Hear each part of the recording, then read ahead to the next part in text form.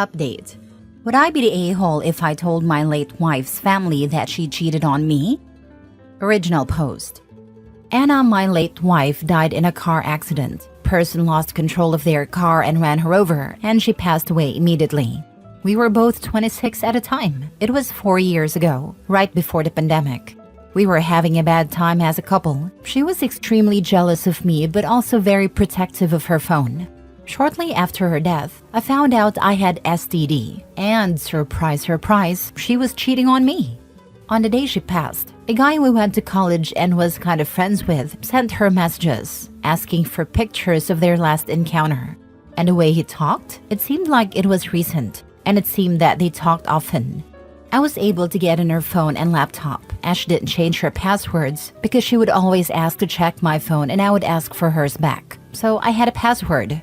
There wasn't much because she deleted everything or hid it very well, but the most recent messages, she obviously couldn't delete them. So everything that came after her death was still there. While looking for the pictures he asked for, I found pictures of her and him in a .rar deep in a random place at her work folders, at her laptop. In one of them, she had short hair, which she only had right after we got engaged. So she was with him for at least 3 years, out of our 6 years together. Also found pictures of 2 other guys, but I have no idea who they are. And there were no messages from either of them anywhere. I messaged a friend and told him that I knew, told him about the STD, and that I won't reveal it to anyone and want it to be kept as a secret forever. I asked him if anyone else knew, and he said that his ex knew but he would talk to her. I decided that for the sake of her parents and siblings, I would pretend she was a great person and let them have their beautiful memories with her. Anna's older brother Thomas, 34 male, is a good friend of mine to this day. I would even go as far to say we are best friends. After 2 years of my wife's passing, I was ready to date again. Thomas said that he knew the perfect girl for me, he just wanted me to be sure I was ready for something serious before introducing each other. It was his sister-in-law, Laura, 27 female. We knew each other only superficially but never really talked before our first date. I fell for her quick and hard. We started dating and about 3 months in, we were already telling each other I love yous, and I told her I was going to marry her. It has been a little less than 2 years. We are engaged and I have never been this happy. I told her all about my relationship with Anna. I still have the evidence of what she did, stored away in my computer just in case, and I showed it to Laura. She cried a little and comforted me, but I assured her I was fine and that I was over it. The problem comes with Anna's family, especially her mom and sister. Ever since Anna's passing, every time they talk about her, people want to hear me talk. They ask me about her, try to include me in conversations about her. Anna was such a good cook, right OP? I loved when she and OP would banter. You remember OP? Stuff like this. I was able to get by in the beginning by saying it was difficult for me to talk about her, that I was not ready. They let me be for a while, but ever since I started dating Laura, I couldn't use the "I'm not ready" excuse. Her friends, sister and mom get annoyed if I don't sound enthusiastic or depressed. Learn that it's easier to look depressed. Also, if I talk about Anna in any way that isn't portraying her as an angel that came down to earth to bless us with her presence, I get side-eyed. Thankfully, Thomas and her father are great guys and don't push me too hard on this. Her dad is always thankful that I attend their family gatherings, as we like to talk about our field of work. He always says he considers me a son. Her mom and sister, though, they get irritated if I try to dodge the topic of Anna. And his sister even said it out loud once that it's obvious that I didn't love Anna. She apologized after, but I mean, she isn't wrong. By the end, I didn't, and sure as heck don't now. Look, I'm over what happened. I don't feel hate for Anna anymore. I sometimes catch myself wishing she was alive, just so I didn't have to pretend anymore. But also because her death was a tragedy. A lot of people loved her. Her friends organized a reunion for her birthday, and those were incredibly hard. And even though I know her affair partner will be there, I go because I know how much she meant to those people. But this all started to get to me because it's affecting Laura. I can't say I love her in front of these people. I can't even hug her, and Anna's sister gets all moody. Her best friend stopped speaking to Laura. They were also friends. Anna's mom even came to us at Thomas' birthday party last week and asked us to stop dancing to respect her grief. She also contacted my mom and Laura's parents to say that she was incredibly disappointed that I proposed to Laura so soon, saying that we were moving too fast. It's been 4 years. Even if she wasn't a cheater, more than enough time has passed. I'm just over it, and I'm seriously considering telling all of them what happened, just to get the weight off my back. Would I be the a-hole if I did this? Now for the top comments before reading the update. Looks like Anna's family is still trying to control your life, even from the grave. Maybe it's time to let go of their expectations and focus on your own happiness with Laura. You deserve it. If Thomas is a good friend and your families are intertwined, perhaps he is the one to talk with. Let him see the evidence and hear the story. I would honestly stop caring about what her mom and sister think. Maybe tell her brother just to explain why you would be distancing yourself, and that's it. Not the a-hole.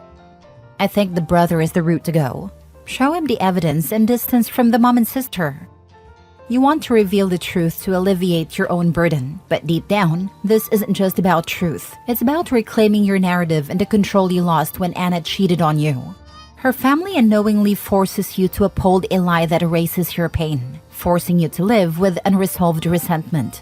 Your silence has served their idealized memory, but it's eating away at your sense of integrity, and that suppression bleeds into your new life with Laura. What you fear most is not their judgment, it's the risk of tarnishing the only connection you have left to the person you once thought you loved. Yet that version of Anna died long before her accident, and you're still grappling with that realization. You're searching for permission to let go, but you don't need it. Exposing the truth might give you momentary relief, but it will permanently alter relationships with people you still care about, like Thomas. The question isn't whether you'd be an a-hole, it's whether you're ready for the fallout of destroying the illusion that sustains Anna's family, and if that weight is worth lifting off your shoulders. Deep down, you're unsure if exposing the truth will really free you, or if it's just another attempt to escape the pain you haven't fully processed. This is the best advice OP is ever going to get. Since you are in a way marrying back into the family, do you really want to blow everything up? I mean, they're going to blow up everything once he does marry her. They're making comments about him not loving Anna and moving on too quickly. Those comments will never stop. It will become his and Laura's kids should have been Anna's, and on and on. Someone, OP or Laura, is going to snap when they aren't all allowed to celebrate milestones because of grief over Anna. Now for the update 2 months later. Hello again. Sorry for not replying to most of you. There were too many comments and I wasn't able to respond to many. Thank you so much for caring though. I had used Reddit for advice on a work-related issue in the past and it was helpful. I feel like it came through again. Only updating because I received so many DMs asking for it. And I hate when I read something and has no solution. And as I think there's no harm in doing it, here I am. Something that I want to add because I didn't feel it was relevant before, but seeing so many people saying so many mean things about Anna made me feel like it's relevant, just for some people to understand how I feel about her. Maybe it isn't relevant, but I feel like saying it and putting out there. Anna loved me. She really did. She wasn't some monster that wanted me to be miserable and make me a fool. I saw the way she talked about me to other people. She loved me. She was worried I would divorce her and was talking to people about how to turn around our marriage, how to put it back on track. The issue was that she had a kink, and I absolutely had no desire to partake in it. I won't say what it was, but let's just say she did stuff to the guys, not the other way around. Honestly, the guys in the pictures looked pathetic, and if those were to leak, they would be the ones ridiculed, not me. The affair partner that I talked to was desperate when I told him I had pictures. That's also what made it 10 times easier for me to move on. I would say this was better than if she had a normal affair, at least for my mental health. Anyway, she asked a couple times, once early in the relationship and another time after we got married, and I refused unequivocally both times, and was particularly judgmental about it. All the pictures I found were of her in those kink scenarios. So yeah, she was actually frustrated and used those men to satisfy her kink. But she loved me. She was just very selfish, dumb, and reckless. I really believe this. And I say all of this because she was a really terrible wife. She cheated on me for years because of a freaking kink. But she was not a terrible person. She was only a terrible partner. There is a reason so many people loved her so much. I went with my gut feeling of talking to Thomas. Seems like a lot of people came to the same conclusion that this was the best way to deal with this. Me and Laura went to his house and we talked to him and his wife, Laura's sister.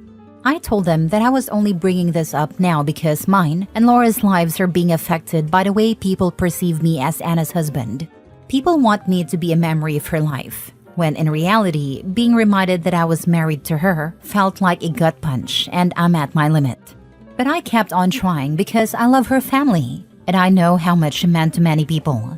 I told them that I did not love the person she became when she died, that we were probably headed for divorce soon, even without the things I learned. The only reason I didn't share it with anyone was because I didn't see a point to tarnish her memory and change people's perception of her when it wouldn't matter to anyone, and it would only bring pain for those that loved her. Now though, this decision is biting me in the butt because I also have to act like she was perfect. The reason I told them this way was so they could opt in to knowing more if they wanted. But if they would rather stay ignorant to the situation, they could. Thomas wanted to know everything, so I told him. He asked to see the proof, and I told him that the pictures were sexual and graphic. It was not a good idea for him to see it. He asked his wife to see them. I showed it to her, and she confirmed to him that it was real, and they were really bad. She actually flinched looking at them. He asked if it was only one time, and I told him it was with 3 different guys, and one of them went on for at least 3 years that I knew of. He was mad, cussed a lot, not at me but at the situation. I started to regret everything at that point. He said, "Why is she so freaking stupid?" He called Anna stupid a bunch of times. He asked for some time to think stuff over and went out. I left Laura and her sister talking and also went on a drive. About an hour later, Thomas called me and asked me to come back to his house. He and Monica gave me a hug. She was crying a lot. He asked me what I wanted to do. I told him that all I wanted is to move on from this and be happy with Laura. He told me that he would handle his mom and sister, that I didn't need to worry about them anymore, but I should just distance myself from his family and Anna's friends for a while. He said I'm his brother and that will never change. We all hugged it out and that was it. My ex-sister-in-law has since reached out and told me that she knew Anna was cheating on me, but thought we were working through it. Anna told her about a year before she died and said that she would come clean and try to work on the marriage. Now Thomas told her what happened and she has apologized a lot. Said that she has been basically ignoring her flaws ever since she died, but it has turned unhealthy for both her and her mom. She said she will help me with anything I need regarding this topic. Ex-father-in-law and mother-in-law don't know anything and we will keep it that way. I will try to make time to hang out with my father-in-law from time to time, and considering him and my new father-in-law are good friends, me and Thomas have been talking about taking them fishing, golfing, maybe just going to a bar, stuff like that, at least once a month. And as for my ex-mother-in-law, I just keep my interactions to a minimum. So yeah, I think it worked out well. Another thing is that Laura wants to speed up our wedding planning, so hopefully we will get married in March or April. Before we were talking about having a long engagement, but there's no point in waiting. We both know what we want. And I'm happy. Very happy. Yeah, you did the right thing. Good update. On your ex-wife loving you, I believe you. She probably was a very mentally disturbed person, but bad people, narcissists, and mentally unwell people can love, and maybe she did. But if I were you, I wouldn't think about that too much. I don't really think about it. I read my first thread again before posting this update, and I guess I felt weird seeing so many people talking the way they did about Anna without knowing the context. And honestly, I don't think I hate her anymore, and understand she had an urge and needed to scratch it.